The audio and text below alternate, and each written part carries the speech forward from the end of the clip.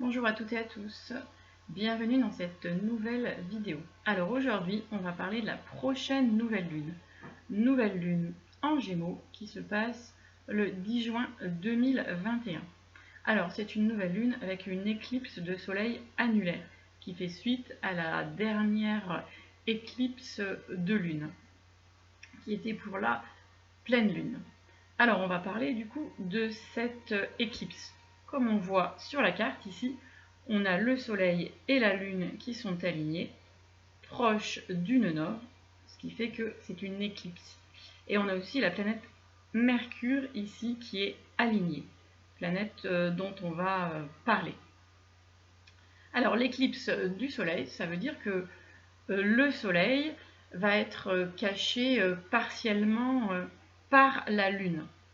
Donc il va nous rester la lune comme énergie. Donc c'est encore un moment où on peut ressentir beaucoup d'émotions qui remontent. On peut se sentir un peu brassé, un peu plus vulnérable en fait. Donc c'est encore un très bon moment pour faire des nettoyages. Ça fait suite à la dernière éclipse et c'est encore un moment de nettoyage. Donc il peut y avoir des choses du passé qui remontent et qui sont là en fait pour être réglées, pour être nettoyées. Des vieux dossiers qui reviennent, comme si c'était le moment d'aller regarder encore des choses pour pouvoir les régler d'une façon encore plus approfondie en fait. Voilà. Donc ce qui est intéressant dans votre thème de naissance, si vous le connaissez, c'est d'aller regarder dans quelle maison tombe cette nouvelle lune, pour voir quel domaine de vie est concerné et qu'est-ce qui est concerné par rapport à ce nettoyage en fait. Alors cette cette nouvelle lune se passe du coup dans le signe du Gémeaux. Donc je pense qu'avec cette nouvelle lune dans le signe du Gémeaux, ça nous demande aussi de nous adapter. Le signe du Gémeaux est un signe qui s'adapte en fait. Donc dans la période actuelle, la période qu'on vit collectivement, je pense que c'est vraiment très important d'arriver à s'adapter en fait, s'adapter à toutes les situations. Et c'est comme ça que justement, on arrive à vivre au mieux avec soi-même, en harmonie avec soi-même et en harmonie avec les autres. On voit bien dans la nature, les animaux s'adaptent aussi. Et c'est comme ça que justement ils arrivent à vivre au mieux en fait. Donc c'est important pour moi de vous transmettre cette adaptation qui est vraiment importante. Et peut-être il y a des choses justement à nettoyer pour justement être plus adaptable, plus souple, plus flexible en fait par rapport à tout ce qui se passe. Alors je vais vous présenter tout de suite la fleur de bac que j'ai envie de vous présenter, qui est ici. Donc walnut. Walnut, le noyer. Donc là, c'est vraiment une fleur de bac qui permet de s'adapter au changement. Quand le changement est difficile, c'est vraiment une fleur qui peut nous accompagner pour vivre au mieux ce changement. Walnut, le noyer. Alors il y a différents moments de la vie où il y a des changements. Ça peut être des changements physiologiques, forcément l'adolescence, le moment de la puberté, la grossesse, mais aussi la ménopause. Et il peut y avoir des changements dans notre vie. Il peut y avoir des changements professionnels, des déménagements, par exemple l'entrée à l'école aussi pour les enfants, une séparation dans un couple, une hospitalisation, le décalage horaire aussi pour les gens qui voyagent. Donc voilà, c'est vraiment une fleur précieuse et qui nous accompagne quand les changements sont compliqués pour nous et que justement, on a du mal à s'adapter aux changements. Donc c'est pour ça que j'avais envie de vous en parler aujourd'hui. Alors, cette nouvelle lune, dans le signe du Gémeaux, signe d'air, signe relié à tout ce qui est communication, expression, prise de parole, l'écriture, voilà. Elle nous demande vraiment de rester le plus centré possible en fait. Parce qu'on va voir que ici, elle reçoit un aspect de tension ici avec la planète Neptune. Donc ici on a le Soleil, la Lune et Mercure qui sont alignés et qui reçoivent, ces trois planètes, donc reçoivent un aspect de tension avec Neptune. Et il y a aussi un aspect ici qui est plus harmonieux avec Saturne. Saturne qui est rétrograde. Voilà. Donc là, j'ai planté le décor et maintenant, je vais vous expliquer un peu plus. Donc Mercure, c'est la planète de cette lunaison, puisque c'est la planète du signe du Gémeaux. On voit que ici, elle est encore rétrograde jusqu'au 22 juin. Donc j'en ai parlé dans la dernière vidéo. Donc Mercure rétrograde va vraiment nous demander de repenser certains aspects de notre vie, de revoir peut-être notre copie, s'il y a des choses justement qui bloquent en fait. Donc comment on peut faire différemment, notamment dans le domaine relationnel et le domaine de la communication. Avec Neptune, cet aspect de tension, voilà, on peut sentir bien sûr beaucoup d'émotions, ça brasse, et puis une notion de flottement, de brouillard. Voilà, il peut y avoir beaucoup de pensées, du coup c'est difficile de les trier. On peut se sentir aussi parfois influencé par les autres, et du coup peut-être perdre notre libre arbitre. Et ça peut nous faire douter, il peut y avoir vraiment une confusion mentale, on ne sait plus trop par quel bout le prendre. Alors cet aspect de tension avec Neptune, entre Mercure et Neptune, était déjà présent pour la pleine lune. Donc là, ça nous accompagne encore en fait. Donc c'est vraiment un aspect qui nous accompagne pendant un moment, cet aspect de confusion, de brouillard et d'émotionnel assez important, assez exacerbé. Voilà. Alors, dans cette notion de repenser notre copie, on a Saturne, voilà, qui est rétrograde et qui est relié donc à cette lunaison. Donc Saturne rétrograde vraiment nous demande en fait vraiment d'être patient et de repenser les choses pour voir si on est vraiment certain de nos choix, de la direction à prendre, pour partir vraiment sur des bases fiables et vraiment structurer nos actions et nos décisions. Donc on peut aussi s'appuyer sur Saturne, voilà, pour essayer d'être vraiment concret et de réfléchir vraiment concrètement comment on peut faire si ça bloque. Voilà. Et peut-être voir les choses d'une autre façon et prendre les choses d'une autre façon, essayer autrement en fait.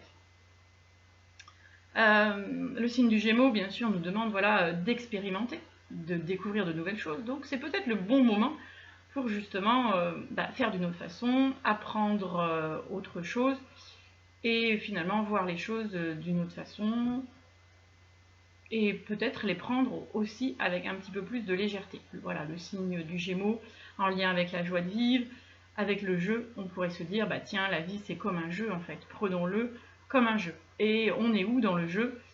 Tiens, on est à tel endroit. Ah, tiens, on est bloqué. Ok, et comment on peut faire pour débloquer la situation ? Ah, j'avais pas pensé par exemple à faire de telle manière. Ok, et ça nous ouvre une autre possibilité. Donc du coup, les obstacles sont vécus avec un peu plus de légèreté, voilà, et on trouve d'autres solutions en fait. Les difficultés finalement peuvent être constructives et nous amener sur d'autres chemins, des chemins auxquels on n'avait pas pensé en fait. Voilà. Et puis je vous dirais avec ce signe du Gémeaux, voilà, pensez à profiter aussi des bons moments, à profiter de la vie, à sourire, voilà. Pensez à sourire à la vie, comme, voilà. Ça peut paraître simple en fait, mais voilà, profitez des moments simples, des moments notamment entre amis ou avec vos proches, voilà. Du coup, ça peut donner un peu d'énergie en fait et de baume au cœur en fait, voilà.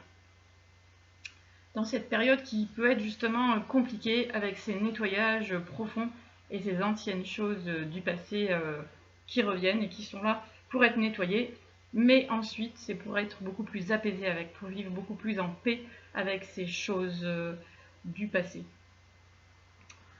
Alors, ces choses du passé, ces éléments du passé, peuvent peut-être être liés à la famille, à tout ce qui est familial et à notre maison aussi. Peut-être à nos enfants, à notre fratrie aussi, puisque le signe du Gémeaux est en lien aussi avec les frères et sœurs. Pourquoi je vous dis ça par rapport à la famille? Parce qu'ici on voit que Vénus et Mars sont dans le signe du Cancer, qui concerne tout ce qui est familial. Et Mars ici est opposé à Pluton. L'opposition sera exacte du coup le 5 juin. Et Vénus qui sera aussi opposée à Pluton le 23 juin. Donc il peut y avoir voilà, des affaires familiales qui ressurgissent et qui nous brassent vraiment émotionnellement et qui demandent à être réglées en fait. Donc attention avec Pluton aussi, peut-être aux mots qui fusent, à l'agressivité, aux tensions, voilà. C'est aussi des énergies puissantes. Ça peut être aussi tout simplement quelque chose d'un peu plus simple et tout simplement une envie de nettoyer son intérieur, de faire un peu de propre en fait, de se débarrasser de ce qui est plus utile pour nous en fait. Voilà, faire de la place ou peut-être améliorer notre intérieur et faire des travaux. Donc on a besoin aussi d'énergie pour réaliser ces travaux. Voilà, ça c'est des choses un peu moins bousculantes en fait. Voilà. Mais il peut y avoir aussi des choses, des vieux dossiers qui ressurgissent au niveau familial et qui ont besoin d'être réglés maintenant pour être beaucoup plus en paix et pour pouvoir avancer sereinement dans notre vie en fait. Et ensuite, on peut devenir créateur et avancer dans la direction qui nous plaît et ressentir beaucoup plus de liberté en fait. Comme si on était parfois un peu prisonnier de notre passé et des choses qu'on n'arrive pas à régler. Et du coup, quand on les règle et que ça s'appelle, et ça y est, on ressent une bouffée d'oxygène et une certaine liberté. Donc je vous invite vraiment à aller regarder ce qui vous bloque, à le faire tout seul ou à vous faire accompagner par un thérapeute en qui vous avez toute confiance. Voilà. Confiance, je dirais confiance en la vie. Ici, on a Jupiter et Neptune, là, qui sont dans le signe du Poisson et qui nous relient vraiment à plus grand que nous, en fait. Et qui... Jupiter qui fait son incursion en Poisson, voilà. Je me rappelle plus des dates, j'en avais parlé déjà. Voilà, du 13 mai au 28 juillet, Jupiter en Poisson, voilà. Et donc voilà, il y a tout cet émotionnel qui peut arriver, etc. Mais il y a aussi ce côté enthousiaste et confiant dans la vie en fait. Alors il y a la confiance en nous, mais il y a la confiance dans la vie en général, et confiance qu'il y a quelque chose qui nous guide et quelque chose qui est plus grand que nous et qui sait en fait. Et ça, on peut ressentir que voilà, on peut faire confiance en fait. Et ça, c'est une notion du coup importante parce qu'on ne se sent pas seul en fait. On sait qu'il y a une énergie, alors on l'appelle comme on veut, hein, une énergie qui peut nous guider. Et du coup, on peut avoir confiance dans le fait que c'est ok. Même si là, pour l'instant, ça peut être compliqué, qu'il y a des choses encore à nettoyer, même s'il y a des choses qui bougent. Hein, voilà, on est quand même dans une année qui bouge par rapport à l'année dernière. Mais peut-être ça bouge pas assez vite, on voudrait que ça bouge plus vite. Mais ça a un sens tout ça en fait, si ça bouge pas aussi vite. C'est que justement, il y a besoin d'avoir des bases solides avec ce Saturne. Voilà, des bases solides pour pouvoir ensuite aller vers quelque chose de solide et vraiment quelque chose qui est constructif et qui nous plaît en fait. Et on va se sentir créateur et on pourra avancer en toute sérénité. Donc voilà, c'est quand même une notion importante que j'avais envie de vous partager dans cette vidéo parce que voilà, il y a quand même beaucoup de choses qui peuvent brasser, qui se nettoient. Voilà, et c'est important de se dire, tiens, on peut quand même se raccrocher et à quelque chose et demander tout simplement à l'univers en fait. Des fois, quand on est perdu, on peut demander à l'univers de nous aider et sentir qu'on n'est pas tout seul en fait. Voilà. Alors oui, autre chose que je voulais vous parler, c'est donc bien sûr ce qui nous accompagne toute l'année, c'est Uranus ici au carré de Saturne. Alors vous devez en entendre parler souvent, régulièrement, tout le temps. Voilà, donc le carré Uranus-Saturne. Donc là, il va être exact le 14 juin. Donc il a déjà été exact le 17 février et encore il sera exact le 24 décembre. Donc c'est vraiment la toile de fond de toute cette année. Donc Uranus, voilà, qui nous pousse vraiment vers cette notion d'évolution, de liberté. Mais là, on voit que bien sûr Saturne est rétrograde. Donc avec ce Saturne rétrograde, on peut sentir à nouveau des peurs qui reviennent, cette peur du changement. Donc tout ça, c'est ce que j'ai parlé par rapport à l'éclipse. Donc il y a vraiment des choses à nettoyer. Et la fleur walnut qui peut vous aider pour mieux vous adapter par rapport à tous ces changements en fait. Il peut y avoir aussi voilà, des choix à faire en fait, donc du coup une hésitation avec cette brume de Neptune. Donc c'est vraiment une période peut-être pas très facile en fait. Mais voilà, c'est encore une étape en fait, une étape cette année, donc qui est collective et qui se vit aussi de façon individuelle. Donc c'est normal, s'il y a des choses qui reviennent, des peurs, des angoisses, voilà. Et cette appréhension par rapport à tout ce qui est nouveau. Mais voilà, la vie est changement perpétuel. Donc c'est important d'arriver à s'adapter en fait. Voilà, et aussi de réfléchir par rapport à la société, voilà, de quelle société on a envie pour nous, pour notre futur et pour nos enfants. Donc là, il y a vraiment des choix qui sont en train de se décider. Ouais, des choix importants, je trouve, des choix de société. Voilà. Donc là, mon propos, c'est pas du tout de juger ce qui se passe en fait, mais c'est sûr que bon, voilà, certaines personnes peuvent se sentir inquiètes par rapport à l'histoire du pass sanitaire, voilà, par rapport aux libertés en fait. Donc voilà, je le comprends tout à fait.